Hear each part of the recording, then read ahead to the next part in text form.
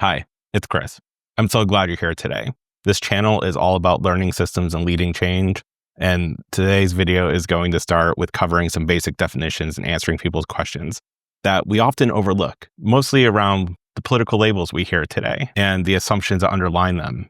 And what does that mean for the public discourse we have today and why it's so broken? And quite frankly, feels like it's more just about name calling than really trying to figure out what set of beliefs is better than another. And then finally, we're going to end on how can we get past that? How can we get past name calling and get back to having real conversations that are more curious and less judgmental? So first, let's start with the question I get all the time. And this question came directly from a friend of mine. What are the political labels today? What do they actually mean? And how are they used? So let's start with a couple of the ones that we hear all the time. Conservative, the conservative party. People think conservative means Republican. I often hear people talk about conservative values as though they are family values or Christian values. I've heard conservatism gets used to describe people who like a small government. These are the sorts of things that I think are the assumptions that people make when they're using the word conservative. The actual historical and political definition of conservative is really just an idea that change should come slowly, that we should actually conserve what we already have. I would argue today that as much as the MAGA movement labels themselves as a conservative movement, they're not about conserving the systems that we have. They're about radical change. So it's easy to see how it all gets flipped on its head and seems really confusing. The Democratic Party is often self-identified as a progressive party. Progressive often means things like pushing for change and radical transformation so we can better serve people. Yet the Progressive Party, if you believe it's the Democratic Party, has often been the party at our national level, at least, that has been all about conserving the institutions that we currently have and the systems we have. It seems backwards. The word liberal really used to be an catch-all term for political folks across the political spectrum. It really used to mean just people who understood that a rule-based society and institutions are important. But yet we somehow in today's debate really lump together liberal, progressive, Democrat. If you go online, you will certainly see progressive, liberal, Marxist, socialists all get used interchangeably. They don't mean the same thing. Likewise, conservatives are not inherently Republican and Republicans are not inherently fascist. These terms have been really taken out of context. Now, not one person understanding that is going to change the entire debate. And that leads to the second question I hear all the time. If these terms are so flipped on their head at 180 degrees and make it really hard to understand what different sides and entire political parties are based on, who does that actually serve? And I would argue it serves the people who actually benefit from the status quo. It really serves the elites. And when I say elites, I really mean the people with a lot of wealth who intend to leverage government to better serve them. That isn't to say everyone who has wealth is trying to do that. But think about it for a second. A lot of our wealthy billionaires who have a real interest in changing how government works so it can work better for them are often the same group of people, so the same actual individuals who own a lot of the social media platforms that help the monolithic assumption rule supreme. Let me define that term. Monolithic assumption. Sounds like a big fancy term. It's often used in international relations and it feels yucky already. All it means is that we take an entire group and assume that entire group has the same exact views. When you hear international conversations, they say everyone in France is really stuck up. Everyone in France has a great culture. All Canadians are polite. All Americans are individualists. That is a monolithic assumption. Not everyone in those countries actually believe that. It makes sense when you really take a moment, step back, and think about it. Likewise, in our political discourse, I know plenty of Democrats who are pro-life.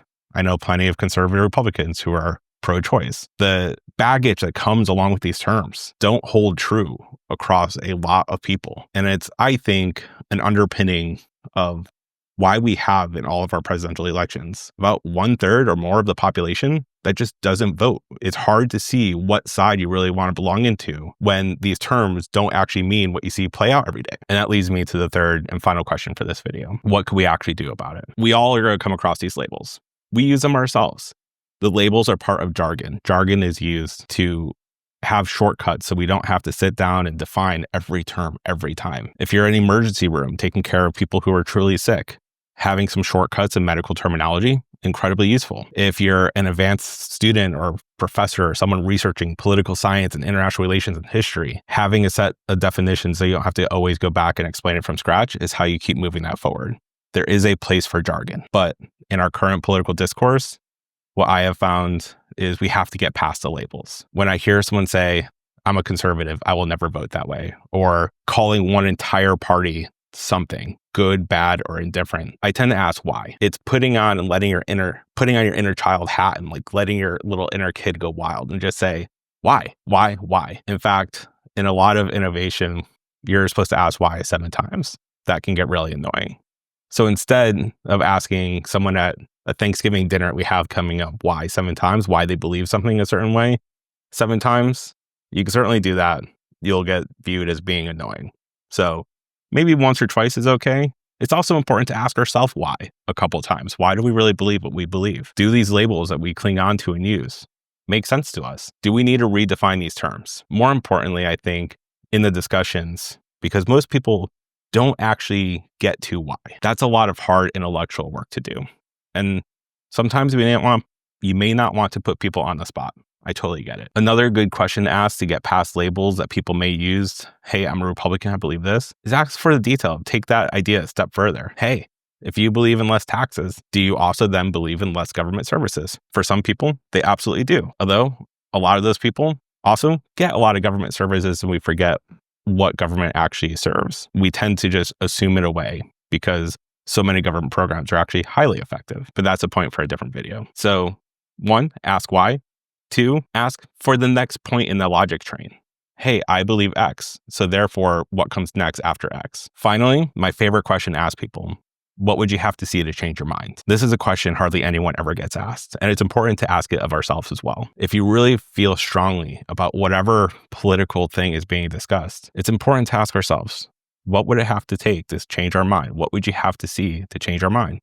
For many people, the answer is absolutely nothing. There's nothing that will convince them to change their mind. And if that's the honest answer, that's okay. It tells you that they're not ready to have a real conversation, and it's probably a little bit time later. It's giving up on people, giving up on entire groups of people that has led to so much political division. It's that political division that serves the status quo, which is helping a really, really small group of Americans be more wealthy than any group of Americans have ever been at the expense of millions of others. So next time you hear political terminology, ask the question, what would it take for you to change your mind? Then follow up with, all right, if you really believe that, what's the outcome? And then if that fails or you forget everything, just ask why. Ask it of others, ask it of yourself. And it's okay to not use terminology. The last thing I'll leave you with is this. When I worked as an EMT, we learned a whole bunch of medical terminology. In fact, EMT itself is medical terminology, emergency medical technician, the people who work on ambulances. The thing we learned there that when all stuff is going crazy and you can't remember the medical term that you needed, it's okay. Just use normal English or whatever language you speak. Normal, plain language is the way we get past these labels that divide us. And I think you'll be amazed at how much it frees us to think differently than the status quo thoughts. So I hope you enjoy this deep dive into some political labels. There's a lot more to unpack there.